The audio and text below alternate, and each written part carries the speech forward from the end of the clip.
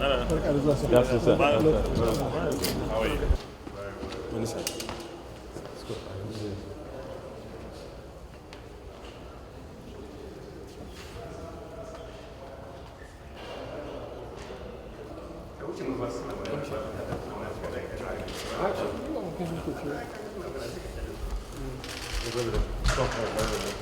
How are you? Good to see you. Good to see you too.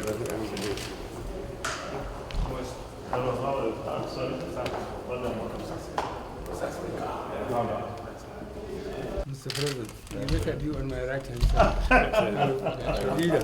How are you, sir? I'm all right.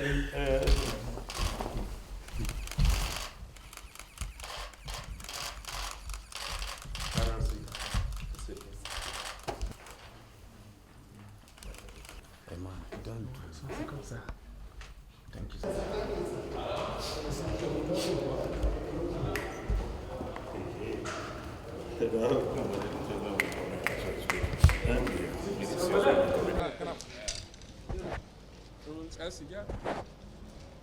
Come to meet with Mr. President over the security situation in the country and other matters of governance.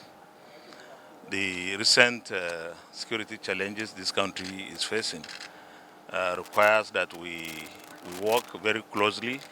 We had debates in the two chambers of the National Assembly last week, and resolutions were taken. But we have come to discuss with Mr. President the way forward, what we feel about some of these security challenges, and also to ask him what he thinks we should do. Even though in the Senate we still have our committee, ad hoc committee, to work and come up, fashion out specific measures that we believe should be taken. But in the interim, there is need for us as a government to ensure that we provide a way out to tackle the security challenges. And then in the intermediate and the long term, we should be able to also come up with some strategies, the roadmap to ensure that we secure the lives and property of Nigerians. Yes, we discuss everything that matters as far as the security of this country is concerned. We believe that it is imperative that we're able to provide those necessary equipment and welfare for the armed forces of this country and the police to ensure that they're able to operate and perform efficiently and effectively. So what was it? Yeah, the president was forthcoming. Of course, as the leader of this country, is more worried than anybody else about the situation. So we were on the same page that we should be able to do whatever it takes to ensure that the security agencies are able to perform better than they're doing now. You see, in matters of security, of course, as a government, as leaders, we are supposed to lead.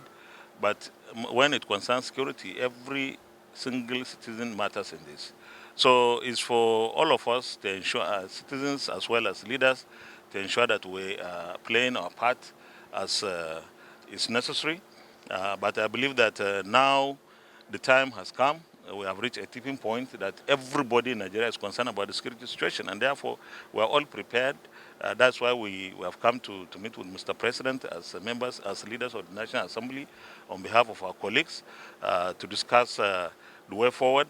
And of course, I believe that citizen participation in this is critical and crucial. Looking into technology, but we don't want to divulge everything, discuss about security, but I believe that the issue of technology is important. You need drones these days. You need to minimize the casualties of your armed forces, and therefore you apply technology and you become more efficient. So, but it is also critical that because we are dealing with human beings, you are asking the military, you are asking the police to go out and fight insurgents, to fight kidnappers and bandits. You also need to do something for their welfare. How do they live? Where do they live? What is the condition of their schools for their children, and so on and so forth. So these are issues that are very important and could have very impactful outcomes when we're able to do the right things, and we'll do them. Okay, let me first of all very quickly say something. We need to get it straight. Is the president as concerned as we are? Answer, probably more. Is the president looking to do something about it? Answer, yes.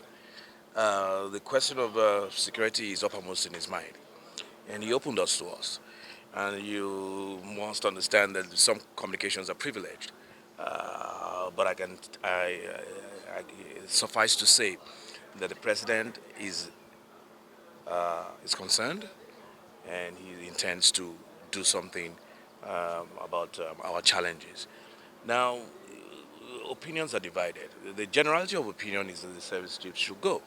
Okay, that was evident in our debate, both in the House and in the Senate. But sometimes you don't want a knee-jerk reaction. Sometimes many of us identify that something drastic needs to be done. We do identify, agree with that. But there's also the school of thought that says, okay, well, all over the world. I mean, we're talking about banditry, we're talking about kidnapping, we're talking about murder. Now, some people have argued that what has the armed forces got to do with that? Anywhere in the world. What has the Navy got to do with that? Anywhere in the world. What has the Air Force got to do with kidnapping? Anywhere in the world. You know, so the question then arises that if you change the service chiefs, does that address the issue of kidnapping and banditry? Because those are outfits that are set up for external aggression, for times of war. But it's the police that is set up for internal security, such as what we are all witnessing. So that's talking about service chiefs. The Inspector General of Police, has he met up to his responsibilities? The question is, if we now limit it to the Inspector General of Police, many will argue with it that he has done a very good job. And many will argue with you that he is Armstrong, straight-jacketed. There's very little he can do in the face of no equipment, no funding, and no. We did explain to Mr. President that we have to increase funding. We have to recruit more, and we're talking. Mr. President has gone, even right here now, we have gone up to set up a committee that will periodically review the issue of security and other things that may come up. That will meet, periodically, maybe once a month, once every 6 weeks. That will involve the two arms of government and the party. So I think major progress was made in this discussion, in this meeting, which is a meeting that lasted over an hour. And I believe Nigerians will begin to see traction and begin to see changes. Who are the members of this committee? Well, I mean, that will be unfolded in due course. It will be unfolded in due course.